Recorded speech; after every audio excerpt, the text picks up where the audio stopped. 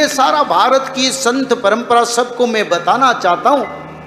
उसी समय अगर कलियुग का यौवन अवस्था था, इस समय कहां बाल्यावस्था आया है? सभी बोलते हैं कलियुग का पहला चरण, कलियुग बच्चा है, पर उस समय तो कलियुग का यौवन अवस्था, और इस समय वृद्ध अवस्था यानी मृत्यु अवस्था कलियुग को चल रहा है। और 2315 साल के बाद नारद महामुनि धरावतरण करते हैं। क्यों, क्या जरूरी पड़ गया नारद महामुनि को?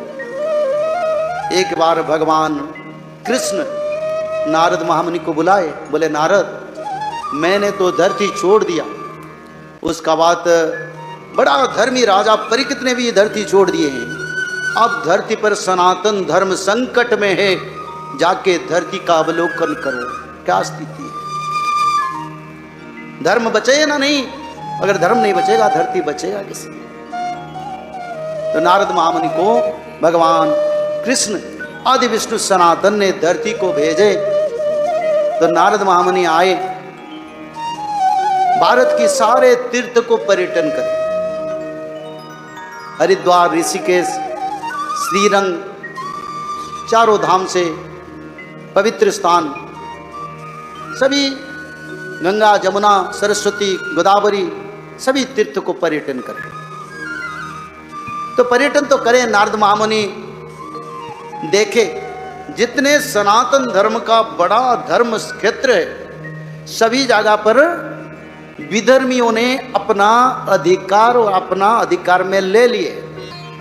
यानी जब कलियुग को अभी 5130 साल है, 2315 साल के बाद नारद महामुनि धरती पर आए थे, और उसी समय वो आके देखे भारत की जितने तीर्थ है, जैसे हरिद्वार, प्रयाग, ऋषिकेश, श्रीरंग और रामेश्वरम, जो बड़े बड़े तीर्थ है, सभी तीर्थ पर विधर्मी यानी जो सनातन धर्म को विरोध करते हैं, उन्हीं लोगों का कब्जा में था। तो नारद महामुनि बड़ा दुखी हो गए, बोले ऐसे कैसे धरती रहेगा? हिंदू धर्म, सनातन धर्म के तीर्थ क्षेत्र अगर विधर्मियों का कब्जा में रहेगा तो सनातन धर्म चलेगा कैसे? और बड़ा दुखी हो गए नारद महामुनि। और भी दिखे, ब्राह्मण लोग कामना और वासना में डूबे हैं और पेट पोषण के लिए वेद को बेचते हैं। कोई भक्ति, ज्ञान, वैराग्य किसी का पास नहीं था। किसी मानव के पास भक्ति, ज्ञान, वैराग्य तत्व तो नहीं था। सभी लोग आलसी बन गए थे, सभी लोग कामना में डूब रहे थे, सभी लोग मिथ्यावादी बन गए थे, सभी लोग पराई का अनिष्ट सोच रहे थे, और बड़े उपद्रवग्रस्त दुनिया बन गया था। सनातन धर्म विलुप्त प्राय हो गया था।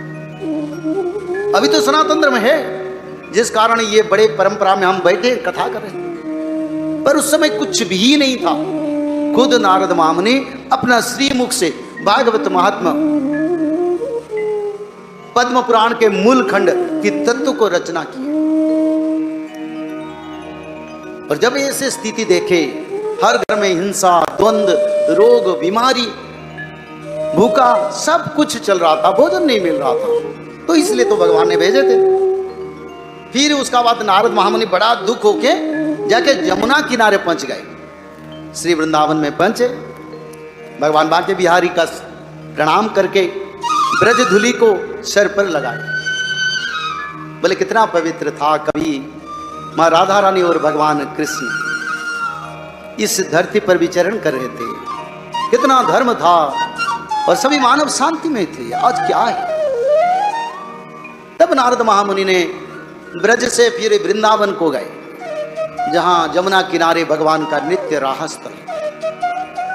उसी स्थान को जाके नारद महामुनि ने देखे एक सुंदर सी तरुणी बैठे, बड़े सुंदर है, पूरा यौवन है, पर उठ नहीं पाता है, चल नहीं पाता है, बुढ़ापा जैसा। और उनके पास उनके दो बेटे जो बड़े वृद्ध बन गए और चेताशून यानी सेंसलेस अवस्था में हो, उनके पास निद्रागत थे। उनका कोई शक्ति कार्य कुछ नहीं था, चल प्रचल उठ के बैठना भी मुश्किल था। तो नारद महामुनि बोले ये भगवान का लीला भूमि है, वृंदावन, यहीं पर बड़ा पवित्र है, ये तरुणी कहां से आया? तब नारद महामुनि ने जाके उस तरुणी को बोले, माँ तुम यह क्या कर रहे हो, और ये दो जो तुम्हारी संतान ये कौन है? तो उस तरुणी ने बोले, नारद महामुनि मैं भक्ति देवी हूं, और ये मेरे दो बेटे ज्ञान वैराग्य, घोर कली के कारण भक्ति ज्ञान वैराग्य स्थिर हो गए, हमारा बुढ़ापा आ गया, हम उठ नहीं पाते, चल नहीं पाते, और सनातन धर्म लुप्त हो गया सारा विश्व में। तो ये कलियुग का अंत और कलियुग का यौवन अवस्था, क्योंकि कली बड़ा प्रभावी था उस समय, उन समय कलियुग का बड़ा शक्ति था। तब नारद महामुनि ने बोले, तुम कहां से आए? तो देवी माता ने बोले, मेरे द्राविड़ देश में मेरा जन्म हुआ था, कर्नाटक में जिस धरती पर, इस धरती पर मेरा उम्र प्राप्त हुआ, यानी मैं यौवन प्राप्ति किया था। उस समय कर्नाटक में बड़ा धर्म था। द्राविड़ देश में जन्म होके फिर कर्नाटक में उनका यौवन प्राप्ति हुआ। फिर कर्नाटक के बाद जब महाराष्ट्र वो आए, महाराष्ट्र में उनको सम्मान मिला। फिर उसका बाद वो गुजरात आ गए, जहां धर्मध्वजी ने उनको विकलांग बना दिया। इस कारण मेरे मृत्यु से पहले हम भक्ति ज्ञान वैराग्य श्री वृंदावन भगवान के शरण में आ गए। वहां तो मेरे को जीवन मिल गया, पर मैं चल नहीं पाता हूं। और मेरे जो दो बेटे हैं, वो दो बेटे तब से चेता शून्य है, वो उठने की सामर्थ्य नहीं है, मृतवत पड़े। इसका अर्थ यही प्रमाण होता है, उस समय कलियुग का यौवन अवस्था था। तब नारद महामुनि माता भक्ति को बोले, माँ इस समय दारुण कलियुग चल रहा है। दारुण कलियुग यानी कलियुग का यौवन अवस्था, पूर्ण शक्ति प्राप्त कली चल रहा है, जिस कारण आज धर्म नहीं है, सनातन नहीं है, सत्संग नहीं है, वेद नहीं है, सत्यता नहीं है, कुछ भी नहीं है, और सारे तीर्थ क्षेत्र विधर्मी लोगों का अधिकार में चल गया।